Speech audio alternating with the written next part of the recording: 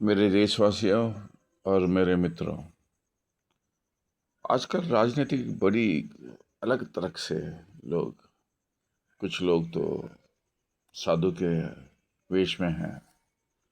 कुछ लोग कहते हैं वे विश्व गुरु हैं। ऐसे कई लोग हैं ऐसे।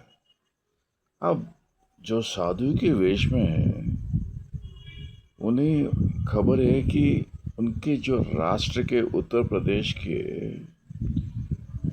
आंध्र प्रदेश में कृष्णा डिस्ट्रिक्ट विजयवाड़ा मोपी देवी में जगह पे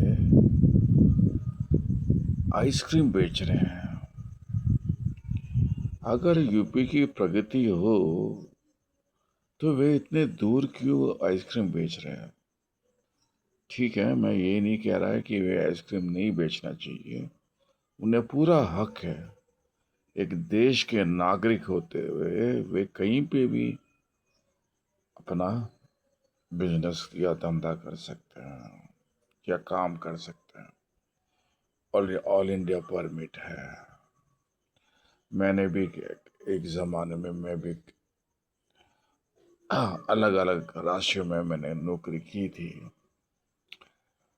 तो दोस्तों और मेरे प्यारे मित्रों सज्जनों, आजकल नेता लोगों को सिर्फ नंबर बोलते हैं, करोड़ों रुपए हमने लगाया, करोड़ों रुपया लगाया।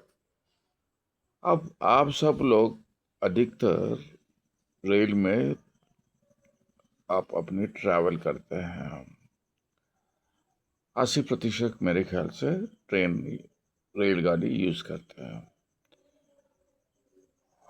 ये मंत्री जी बोलते हैं कि हम देश की सेवा कर रहे हैं। अच्छी बात है, देश की सेवा करना और प्रगति करना। लेकिन आज तक मैं सीधा सवाल पूछता हूँ, इनके जो मंत्री जी के अधिकार हैं, जो बड़े बड़े एग्जाम पास करके नौकरी कर रहे हैं, क्या ये सर्विस ओरिएंटेड है? क्या ये सर्विस मतलब जानते हैं ये? इनसा सीधा सवाल है, ये सर्विस ओरिएंटेड कब होंगे? देश को 75 साल हो गए आज़ाद होके, लेकिन आज तक सर्विस ओरिएंटेड नहीं बन पाए हैं। मुझे तो लगता है ये यूनियन पब्लिक सर्विस कमीशन में कुछ प्रॉब्लम है, कमियां हैं।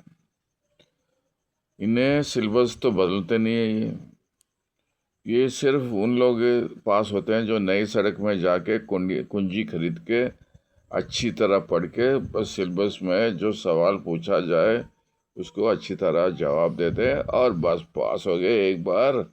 बस ऐसी की तैसी। अब तो कोई नौकरी से भी निकाल भी नहीं सकता। अगर कोई नौकरी से निकालेगा भी तो काफ़ी कॉन्स्टिट्यूशन राइट्स होंगे और ये कुछ भी कर सकते हैं। बड़े ऊंचे ऊंचे पद पे होके कुछ भी कर सकते हैं। अब इनकम टैक्स जैसे संस्था भी मजबूर है, क्योंकि जहाँ तक मैं जानता हूँ कॉन्स्टिट्यूशन राइट्स है। तो राष्ट्रपति जी से इनको कुछ करना है तो उनसे परमिशन लेनी पड़ती है। मैं तो कहता हूँ ये सब उठा, ये सब अब ज़माना बदल गया है, ये सब निकाल देना चाहिए, कॉन्स्टिट्यूशन में चेंज होना चाहिए। ये सिर्फ पार्लियामेंट की कर सकती है। मैं तो कहता हूँ कि ये इंडियन असिस्टेंट सर्विस हो गया है, जो सिर्फ नेता लोगों के ही सेवा करते हैं, क्योंकि वे अपने पद बचाने चाहते हैं। अच्छा, ठीक है, अपनी नौकरी बचाने के लिए क्या क्या करने पड़ते हैं इनको। कभी कभी तो इन लोगों पे तो तरस आती है मुझे।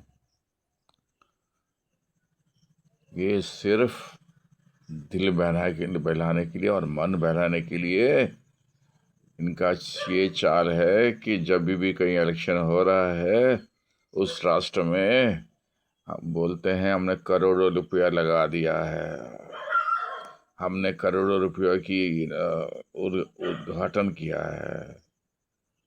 फिर इलेक्शन के बाद ये उद्घाटन जो इन्होंने किया है, सिर्फ कबूतर जा जा जा, कबूतर जा जा जा, पहली प्यार की पहली चिट्ठी, पहली प्यार की पहली चिट्ठी साजन को दे आ, कबूतर जा जा जा, कबूतर जा जा जा। ये हाल होगा इनका उद्घाटन का। चलिए, अपनी अपनी किस्मत। मैंने अपने दोस्तों से पूछा, यार मैं राजनीतिक में ज्वाइन हो जाता हूँ। दोस्त कहते हैं, यार नहीं, हम तेरे को सपोर्ट नहीं करेंगे। अब मैं रहा बेचारा, मेरे पास तो विटामिन एम तो है ही नहीं। आप सब समझ गए होंगे कि विटामिन एम चीज क्या होती है। चलिए, पता नहीं इस जन्म में क्या लिखा है, क्या होगा। खैर, as a consultant, as an auditor, हमारी पेशा के लिए जो शोभा देती है, हम वो जरूर करेंगे इस देश के नागरिक होते। भारत माता की जय। भारत माता की जय।